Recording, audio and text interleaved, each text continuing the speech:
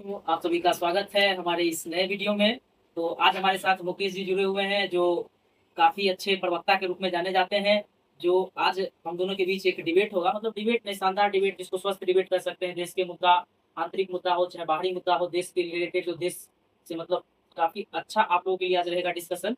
तो जो भी देश से प्रेम करते हैं, देश के लिए अपना जान देना चाहते हैं, देश के लिए जो भी करना चाहते हैं, तो उनके लिए है आज का राजनीतिक मुद्दा हो, चाहे सामाजिक हो, चाहे आर्थिक हो, चाहे कोई भी सांस्कृतिक हो, सभी मुद्दे पर आज हम लोग चर्चा करेंगे कि देश में क्या हो रहा है, नहीं हो रहा है, क्या होना चाहिए। इस सब पे अपना राय रखेंगे। आप लोग भी अपना राय कमेंट बॉक्स में दे सकते हैं। तो हमारे साथ मुकेश जी हैं, कुछ बताइए क्या पूछना है, नहीं है?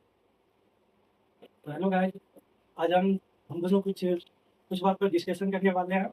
तो आप लोग अच्छा से मतलब इस डिस्कशन के थ्रू आप लोग यही अपने प्यार और दिखाइएगा। हम लोग यही क्वेश्चन पूछेंगे कि मतलब देश में अभी क्या चल रहा है, नहीं चल रहा है, मतलब क्या मतलब कैसा क्या है देश में, इसी हम मिथुन जी से कुछ क्वेश्चन पूछेंगे इसी हिसाब पर। और ये जो मिथुन जी है वो जवाब देंगे।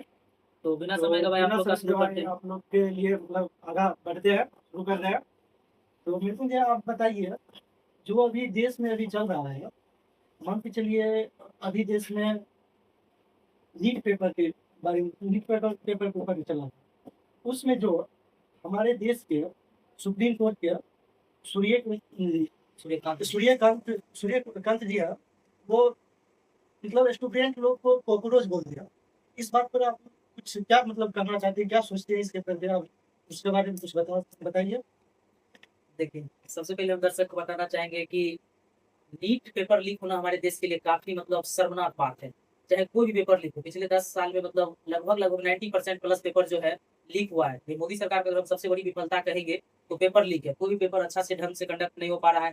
उस पर से हमारे देश के जो सीजीआई हैं, देखिए सूर्यकांत साहब का जो है, ये जो टेन्योर है उनका, लगभग सूर्यकांत जी लगभग बहुत सारे मुद्दे पर ऐसे-ऐसे बयान दे चुके हैं कि मतलब उनका कैसा-कैसा बयान, कभी-कभी कैसा-ऐसा बयान आ जाता है, जैसे कि अरावली पर्वत पे उनका बयान अलग आ गया था, मतलब तोड़ने के लिए परमिशन दे दिए, तो उसके बाद बहुत बड़ा प्रोटेस्ट हुआ, मास प्रोटेस्ट। उसके बाद फिर और भी बहुत सारा मुद्दा रहा। उसके बाद नीट पेपर लीक पे जो है युवाओं को कॉकरोच बोल, नीट पेपर लीक नहीं, दरअसल वो एक मुद्दा था जिसमें युवाओं के लिए जो है जाके वहाँ पे कहता है रोजगार की बात चल रहा था। तो उसमें जो है वो बोल दिए कि युवा मतलब अच्छा तू अपने काम नहीं ठीक से करता है और मतलब नौकरी लेने के लिए चला था, ये सब कॉकरोच है। मतलब यहाँ पे देखिए बात ये है कि देश में युवाओं को उतना अच्छा अपॉर्च्युनिटी नहीं मिल रहा है। आप दिल्ली चल जाइए, पटना चल जाइए, रायपुर चल जाइए, भोपाल चल जाइए, और कहीं देश के विभिन्न जगह पे विद्यार्थी इतना मेहनत करता है, उतना उसको अपॉर्च्युनिटी नहीं मिलता है। अपॉर्च्युनिटी मिलेगा तो विद्यार्थी कॉकरोच काहे रहेगा?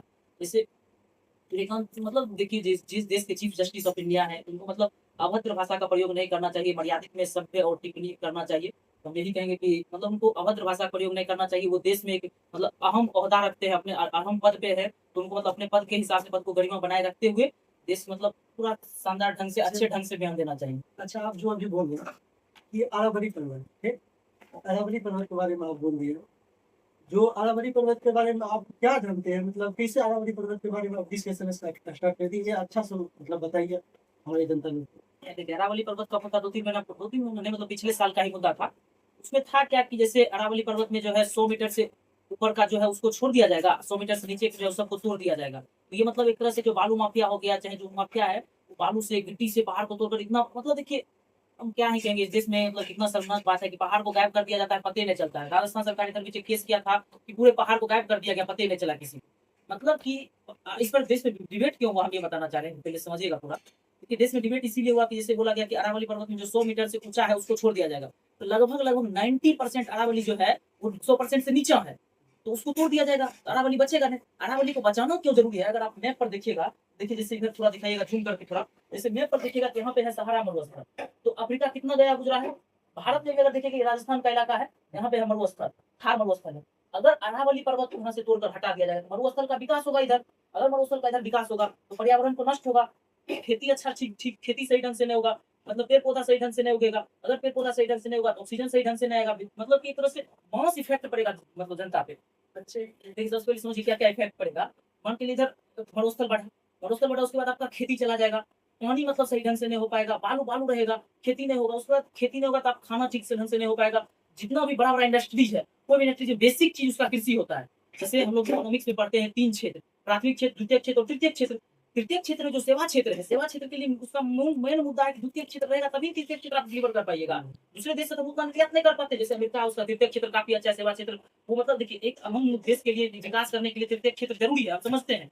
लेकिन अमेरिका के पास इतना पैसा है कि दूसरे क्षेत्र से द्वितीय क्षेत्र का जो मतलब ज़रूरी चीज़ है, मेन मटेरियल है, वो दूसरे क्षेत्र से निर्यात कर लेता है। भारत के पास अभी उतना पैसा नहीं है, भारत उतना निर्यात ही नहीं कर पाता है। भारत का इकोनॉमी देखिए अभी 4 नंबर से 6 नंबर पे चला गया है। जो ईरान मुद्दा चल रहा है, ईरान वाला 3 मुद्दा वो भारत सरकार से समझ ही नहीं पा रहा है ठीक ढंग से। भारत सरकार इकोनॉमी जो 3 नंबर पे बात किया था, वो 4 नंबर से 6 नंबर पे जा चुका है। जीडीपी कितना गिर रहा है, डॉलर की देखिए कितना डोमिनेंस बढ़ रहा है, रुपया कितना गिर रहा है। कुछ दिन में आप शॉक रहिएगा कि 100 पार कर जाएगा डॉलर।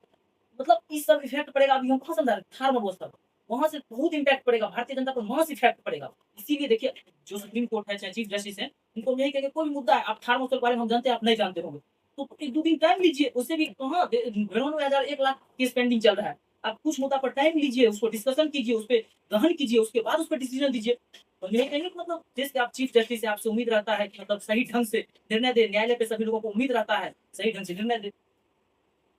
अब जो संजय जी आप जो ये सभी बारे में बोले, थार्ड मनोस्तर पर चल गए। हम आपको पूछे कि जो अरावली पर्वत जो वन कट रहा था, उसके बारे में पूछे जो हमारे बिहार के ऊपर कितना इफेक्ट पड़ने वाला है, जो वर्षा के मौसम में जैसे हो गया, ठीक, वर्षा के मौसम में होगा, दिल्ली पर कितना उसी का इफेक्ट पड़ेगा अगर वो बंद कट जाएगा तो। अरावली मतलब काट के किसी को कंपनी को वहाँ पर स्थापित करेगा सरकार लोग, जो मतलब अभी करना चाहते हैं।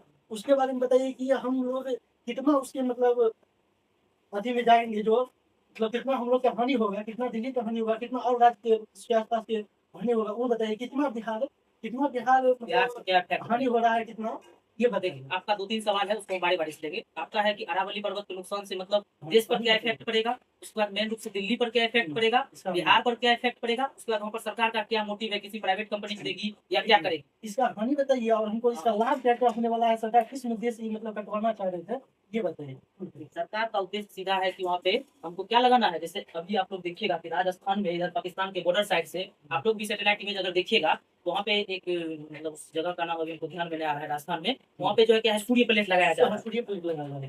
तो सरकार का मेन मोटिव था कि वहाँ पे जो है ना, वहाँ पे थार है, वहाँ पे कृषि योग्य भूमि नहीं है। वहाँ पे हम लोग क्या करेंगे, ज्यादा से ज्यादा सूर्य प्लेट लगाएंगे और जो है नवीकरणीय ऊर्जा जो है, जिसमें हम लोग अभी भी हमको बिजली का मेन स्रोत क्या है, बिजली का हम लोग मेन स्रोत कहाँ से लाते हैं, हमको ये बताइए। बिजली कहाँ से आता है? 90% जो बिजली है वो कोयला के जलाने से हम लोग यूज करते हैं। अभी भी हम लोग नहीं पानी से उतना यूज कर पाते हैं, टॉर्पीडो जला करके, मतलब टॉर्पीडो का उपयोग करके उतना नहीं। पानी तो आता है, पानी आता है, लेकिन उतना 90% हम क्या बोल रहे हैं, कोयला से आ रहा है। टॉर्पीडो का उतना यूज नहीं कर पाते, ज्यादा बंद का वो मतलब टिहरी बंद है, 2-3 बंद है, मतलब मेरे में 2-3 बंद है। उसके बाद मतलब कुछ ज्यादा बड़ा बंद नहीं है। उसके बाद देखिए मेन रूप से अगर हम क्या करना चाहिए, 90% जो है बिजली कोयला से आ रहा है। कोयला से जब बिजली आ रहा है तो हम लोग पेरिस क्लाइमेट डील में गए थे। पेरिस क्लाइमेट डील में यही है कि सभी देशों को क्लाइमेट को बचाना है। कोयला जलाते हैं तो उससे कार्बन डाइऑक्साइड जलता है, कार्बन डाइऑक्साइड जलता है तो पर्यावरण पर प्रभाव पड़ता है। तो हम लोग जो है बिजली को मतलब दूसरे तरफ इम्पैक्ट डालना चाह रहे हैं। सरकार का मेन फोकस है कि नवीकरणीय ऊर्जा जो है, ऊर्जा का स्रोत, उसको जो है प्राकृतिक बना दिया जाए, सूर्य से हमको आ जाएगा।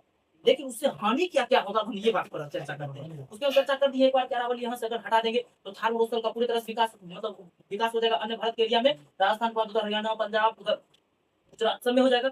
इस सब में अगर थार का विकास होगा, चाहे मरुस्थल का विकास होगा, तो अफ्रीका में क्या है, अभी अफ्रीका कितना गिरा हुआ है अन्य देश से, वो हम देख रहे हैं। सबसे बड़ा मरुस्थल, सहारा मरुस्थल अफ्रीका में है। तो समझिएगा कि अगर मरुस्थल का ज़्यादा से ज़्यादा विकास होगा तो उससे कृषि में हो पाएगा। कृषि में होगा तो उसके बाद मतलब कि जो ज़रूरी चीज़ है खाद्य, वो नहीं हो पाएगा। उसके बाद छोटा-मोटा किसान, देखिए अभी भी भारत का जो है सबसे ज़्यादा उत्पाद या सबसे ज़्यादा रोज़गार जो सबसे ज़्यादा कमाई होता है वो कृषि से होता है। अगर उस पे इम्पैक्ट पड़ा तो भारत का जीडीपी डगमगा जाएगा। जीडीपी डगमगा जाएगा, वैसे भी ईरान वार हम इधर संभाल लेगा। ईरान वार से जुड़े थे इसको। ईरान इज़राइल का जो उधर वार हो रहा है, हार्मुज़ स्ट्रेट जो बंद है, उसको इससे जुड़े थे। इधर हम इकोनॉमी खुद संभाल नहीं पा रहे हैं। थार मरुस्थल इधर अभी गिरा था। तो मतलब धीरे-धीरे क्या होता है, इकोनॉमी और जर्जर हो जाता है, इकोनॉमी की स्थिति और गिर जाता। उसके बाद आपका सवाल था कि दिल्ली पे क्या इम्पैक्ट पड़ेगा। देखिए रायसीना हिल के बारे में सुने होंगे, जहाँ पे बहुत सारा जो है संसद भवन हो चाहे राष्ट्रपति भवन, वो अरावली का ही पार्ट है। अरावली को ही मतलब उसका जो अपर पार्ट है वहाँ पे गया हुआ है दिल्ली में।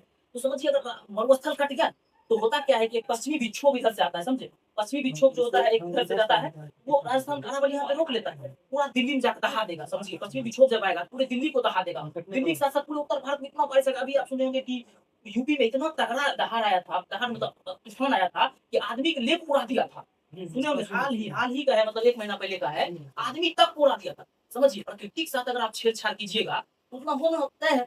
सरकार का मोटिव भले है नवीकरणीय ऊर्जा, और स्रोत आप दूसरा स्रोत लीजिए।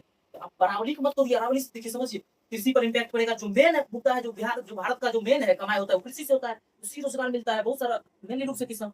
तो ये मतलब मेन इम्पैक्ट पड़ेगा, यही हम समझाना चाह रहे थे। इसके बाद एक और सवाल था कि बिहार पे क्या इम्पैक्ट पड़ेगा? देखिए बिहार पे में उतना इम्पैक्ट नहीं पड़ेगा, लेकिन भारत के अन्य हिस्सा पे पड़ेगा। अन्य हिस्सा पे पड़ेगा, जैसे राजस्थान में पड़ा, गुजरात में पड़ा। तो गुजरात मतलब कि हमारे देश की इकोनॉमी का एक मेन हब है। जैसे बम्बई हो गया, गुजरात हो गया, पंजाब में बहुत ज्यादा किसान खेती करता है, सबसे ज्यादा किसान पंजाब में, हरियाणा में खेती करता है। तो अगर कृषि वहां पे नष्ट हो गया, पूरे देश को उसका इम्पैक्ट पड़ेगा। अगर जीडीपी गिरा, मान लीजिए रुपया डूब रहा है, पूरे देश में इम्पैक्ट पड़ रहा है, खाली मुंबई या गुजरात में नहीं पड़ रहा है, पूरे देश में पड़ रहा है। 95 96 जो भी हो, 100 के पार कुछ दिन में कर जाएगा, उसमें कोई ताजुब बात नहीं कि 100 पर कर जाएगा। आज के रिपोर्ट में देखे 95 पॉइंट, हाँ 95 पॉइंट है, 96 था, कुछ 97 तक चल गया था, घट गया, तो मतलब 100 पार कर जाएगा। तो पूरे देश को इससे झेलना पड़ता है, पूरा देश की इकोनॉमी झेल रहा है। अब कहिएगा रुपया घट गया, इससे डॉलर बढ़ा है, मनोज तिवारी भाषा में डॉलर बढ़ गया, रुपया नहीं, मतलब ये सब एक तरह से संदेहास्पद बात है, ये सब मजाक उड़ाने वाला बात है। तो इस पे थोड़ा मतलब सोच समझ के डिसीजन लेना चाहिए, सरकार को भी चाहे किसी को भी।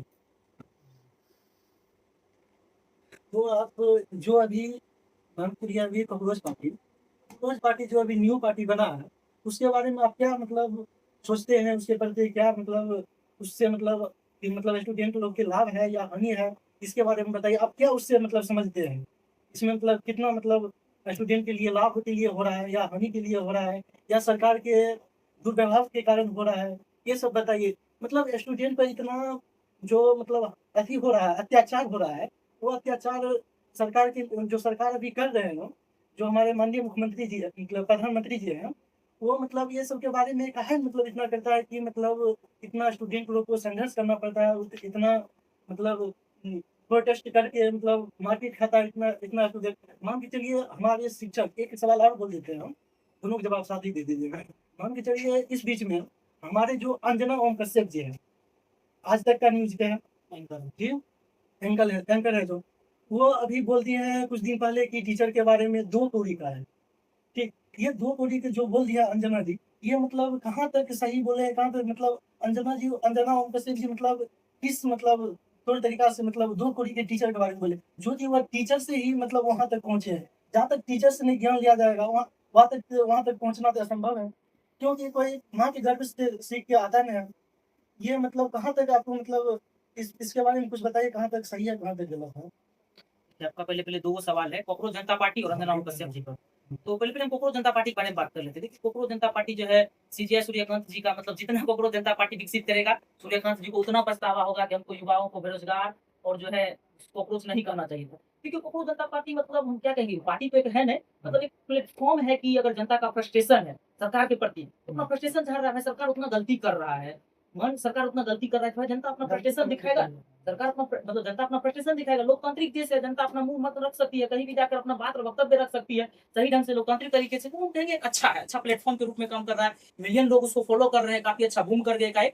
हालांकि मतलब देखिए उनको सही ढंग से मतलब प्रॉपर ढंग से ये है कि देश विरोधी गतिविधि में संलिप्त नहीं होना चाहिए, मतलब सही ढंग से देश में रह करके देश के प्रति और अच्छे ढंग से काम करेंगे तो काफी अच्छा उनका स्वागत है। ताकि कोई भी देखिए, अगर वो एक तरह से मिलियन में चल गया उनका फॉलोवर, वो कोई मुद्दा उठाएंगे, देश हित में मुद्दा उठाएंगे, जैसे उनका मांग है क्या शिक्षा मंत्री को, भारतीय जनता पार्टी से उसका फ्लोवर कुछ हाँ, ज्यादा ही अधिक हो गया। भारतीय जनता पार्टी हो चाहे भारतीय राष्ट्रीय कांग्रेस हो, उन सबसे उनका फॉलोवर जो है बहुत ज्यादा बढ़ गया, समझ रहे हैं। विपक्ष भी सही ढंग से काम नहीं कर रहा है, वो आए हैं, समझ रहे हैं कि वो आए हैं, वो उनका अच्छा काम अच्छा ढंग से करेंगे। जैसे उनका मांग है शिक्षा मंत्री की इस्तीफा देना, भाई शिक्षा मंत्री की इस्तीफा देना काफी अच्छा मांग है, क्यों नहीं मांग रहना चाहिए ऐसा। क्या है कि शिक्षा मंत्री मतलब क्या कहेंगे, जितने दिन से हैं उतने दिन से अपना बेड़ा गर्क करके रखे हुए हैं। नीट पेपर लीक हो, सीबीएसई वाला मामला अलग से आ गया, मतलब एक तरह से पूरा कोई भी एग्जाम सही ढंग से एसएससी हो, एक ऐसा कंपनी वेंडर दे देता है कि जो मतलब कंपनी काफी बेड़ा गर्क कर चुका है, पहले डुबा चुका है, वैसा कंपनी फिर से वेंडर दे देता है कम रुपया के चक्कर में। सीबीएसई वाला भी यही हाल है कि आप ऑनलाइन चेक कीजिएगा, ऑनलाइन चेक करने में ऐसा कंपनी दे दिया है कम रुपया लेने के चक्कर में कि मतलब बेड़ा गर्क करके रख देता है। मतलब देखिए कॉकरोच जनता पार्टी की मांग सही है, हम कहेंगे यही कहेंगे, प्रधानमंत्री जी से हम मांग करेंगे कि प्रधानमंत्री जी अपने नेम, जैसे प्रधानमंत्री जी कर दिए कि नीट पेपर वायु से जाएगा, वायु रक्षा पहले समझ 2024 में भी उसके बाद एक मतलब उस पे कमेटी गठन में था, उसके क्या मांग हुआ नहीं हुआ, कुछ बात उस पे बात नहीं हुआ, उस मांग को कितना सही ढंग से किया गया। लेकिन देखिएगा हम यही कहेंगे, प्रधानमंत्री जी डायरेक्ट आके बोल दिए कि नीट का पेपर वायु रक्षा से वायु से जाएगा। अब देखिए वायु जाने का मतलब समझिएगा, यहाँ पर आप अगर इसके बाद भी पेपर लीक हो गया तो आप ये नहीं कह सकते हैं कि पेपर लीक हो गया, मतलब पेपर लीक होने का मतलब कि आप सेना पर आवाज उठा रहे हैं, उसके बाद भी अगर पेपर लीक हो जाएगा इसका मतलब क्या कहेगा कि आप देशद्रोही सेना पर आवाज उठा रहे हैं। वायु से किया तब भी पेपर लीक, मतलब कि पेपर लीक का मेन होता है कि उसके एनटीएम जो आंतरिक जो उसके बाद अधिकारी है वो लोग जो गलत कर रहा है, उसमें वायु से क्वेश्चन जाना, गणित क्वेश्चन जाएगा उसको मतलब जीपीएस ट्रैकिंग होगा, सही ढंग से सब चीजों का सही होगा, लेकिन आंतरिक जो उसके अधिकारी है वो गलत कर रहे हैं और उसको सही ढंग से करना चाहिए। उसका मतलब फोकस दूर करने के लिए ये सब किया जा रहा है। हम प्रधानमंत्री जी से कहेंगे आप अपने अंतर्गत रखिए, जैसे इसरो को उतना दूर बढ़ा दिए, जैसे आप विदेश मंत्री आपका सही ढंग से ना तो कुछ अच्छा काम हो रहा है, इसरो का आप उतना दूर ले गए, परमाणु अंतरिक्ष कार्यक्रम आपका सही ढंग से हो रहा है, आप अपने अंदर लीजिए, पीएमओ के अंदर लीजिए नीट को, एनटीए को, चाहे कोई भी सरकारी एग्जाम उसको सही ढंग से करवाइए, अपने अंदर डायरेक्ट देख रेख कीजिए। आपका शिक्षा मंत्री सही ढंग से उसको इस्तीफा दिलवा दीजिए। रेल मंत्री उतना दिन से मतलब ट्रेन गिर रहा है, रेल मंत्री नहीं इस्तीफा दे रहा है, मतलब कोई सही ढंग से काम नहीं हो रहा है। प्रधानमंत्री जी से यही अपील करेंगे, जो भी अमित शाह जी से, कि सही ढंग से काम होना चाहिए। आपका मंत्री गलत है, मंत्री को इस्तीफा दिलवा दीजिए, दूसरा मंत्री लाइए जो सही ढंग से काम करे, तो मतलब कुछ नहीं हो रहा है। तो कोकरोच जनता पार्टी का मेन सवाल था कि सही है, वो एक अच्छा मंच है। हम यही कहेंगे जो देश का जनता है, जो जेन्युइन मुद्दा है, जो जेन्युइन मुद्दा है, उसके जाकर वहां से आवाज उठाएगा। उस आवाज रखने का अगर सही ढंग से अगर काम करे, विपक्ष उतना प्रभावी ढंग से नहीं काम कर पा रहा है, वो अच्छा ढंग से काम करे तो सही रहेगा। उसका आपका दूसरा सवाल था कि अंजना ओम कश्यप जी जो है ये दो कौड़ी की जो टीचर को बोल दिए हैं, तो अंजना ओम कश्यप जी का देखिए फ्रस्ट्रेशन है। आज के समय में कोई भी मीडिया उतना उनको नहीं देख रहा है जितना यूट्यूब टीचर को एक्सप्लेनर देख रहा है। जितना यूट्यूब टीचर का एक्सप्लेनर देख रहा है, चाहे खान सर हो, चाहे रोशन रंजन सर हो, चाहे अंकित इंस्पायर्ड इंडिया हो, चाहे कोई भी हो, उन सब का जो न्यूज का एनालिसिस रहता है वो सब देखना चाहता है। चाहे रवीश कुमार जी हो, चाहे अजीत अंजुम जी हो, ये सब जो मेन स्ट्रीम मीडिया से ही निकल के आए हैं, अपना यूट्यूब चैनल खोल के चला रहे हैं, चाहे न्यूज पीच वाले अभिनव पांडे हो, ये सब क्या कर रहे हैं, उन्हीं के मतलब निकल के आए हैं और अच्छे ढंग से, प्रभावी ढंग से, अच्छे तरीके से जनता के मेन मुद्दा जो मेन राय है वो रख रहे हैं। उससे क्या होता है कि मेन स्ट्रीम मीडिया में जो वो तलवा चाटते हैं, सरकार का सिर्फ और सिर्फ बड़ाई करते हैं, तो उससे क्या होता है कि मतलब जनता में भी पता चल चुका है कि ये लोग केवल और केवल चाटुकार है, दलाल है, उनको नहीं देखता है। उनका फ्रस्ट्रेशन झलक रहा है कि ये लोग हमारे जगह को खा रहे हैं। तो उस फ्रस्ट्रेशन में आके बोल दिया कि यूट्यूब के जितने भी दो कौड़ी टीचर है, स्मार्ट बोर्ड में ब्लैक बोर्ड ले लेता है, वहां पे आके 2 लाइन बोल दिया, हो गया। मतलब उनका ये फ्रस्ट्रेशन साफ झलक रहा है कि आपका जगह खाया जा रहा है, तो आपको मतलब फ्रस्ट्रेशन हो रहा है। बस यही उनका मेन मुद्दा है। देखिए यूट्यूब का कोई भी टीचर 2 कौड़ी का नहीं होता है। यूट्यूब टीचर, हम भी बहुत सारे यूट्यूब टीचर से ही पढ़ते हैं, बहुत सारे न्यूज एनालिसिस हम यूट्यूब टीचर का ही देखते हैं, उनका वीडियो हम एक भी हम नहीं देखते हैं। मतलब बहुत सारे यूट्यूब टीचर बहुत बढ़िया। हाँ, ये मानने बात है कि आजकल कोई भी यूट्यूब टीचर आकर के यूट्यूब पे उनका व्यक्तिगत स्वतंत्रता हमारे संविधान देता है, तो हम कहीं नहीं जाकर बोलेंगे। यूट्यूब पे हम भी जाकर वीडियो बनाते हैं, जैसे हम भी बनाते हैं, बना सकते हैं। व्यक्ति स्वतंत्रता, जिसके पास टैलेंट है आदमी उसी का वीडियो देखता है, सबका तो नहीं देखता है। जिसके पास टैलेंट है वो देखता है, जिसके जो अच्छा बात करता है उसको सब देखता है। तो सबका यही सवाल था। तो शिक्षा मंत्री जो है, इस बीच में सुने हैं शिक्षा मंत्री जो अपने ऑफिस में आग लग, अब जानबूझ के लगाया या ऐसे ही मतलब कुछ कारण से लगा होगा, ऐसी कुछ कारण से लगा होगा। सो उस पर आप क्या मतलब सोचते हैं कि ये बात सही है कि शिक्षा मंत्री ऐसा कर सकता है? हम तो अभी तक ये न्यूज नहीं सुने, अब सुनेंगे उसके बाद बता पाएंगे। तो उतना ध्यान नहीं दिया न्यूज पे हम कि घर शिक्षा मंत्री आग लगा लिया, नहीं ध्यान दिया। ऑफिस में अब लग गया होगा गलती से, सही सब उतना ये न्यूज अभी नहीं सुने, तो हम इस पे अपना वक्तव्य देने से बचेंगे। तो हम तो सुने हैं कि मतलब शिक्षा मंत्री मतलब ऑफिस में मतलब उसका ऑफिस में आग लग गया है, लगा नहीं दिया है, लग गया कुछ अब कारण जो भी से हो, हुआ। उतना सुने नहीं है इस पे, तो हम उस पे जवाब नहीं दे पाएंगे। तो हमारे साथ मिथुन जी जुड़े थे, तो बढ़िया एक्सपीरियंस, बहुत अच्छा एक्सपीरियंस रहा है, इससे सवाल पूछे बहुत अच्छा लगा है। तो आप लोग भी मतलब कुछ और कहना चाह रहे हैं मिथुन जी, सुन लीजिए और बस सपोर्ट यही करिएगा। कहेंगे कि आप लोग के अगर वीडियो अच्छा लगा होगा, जानकारी पूर्वक बात लगा होगा, तो आप लोग अपना प्यार और सपोर्ट बनाइए, ज्यादा से ज्यादा शेयर कीजिए, लाइक शेयर एंड सब्सक्राइब कीजिए। जय हिंद, जय भारत।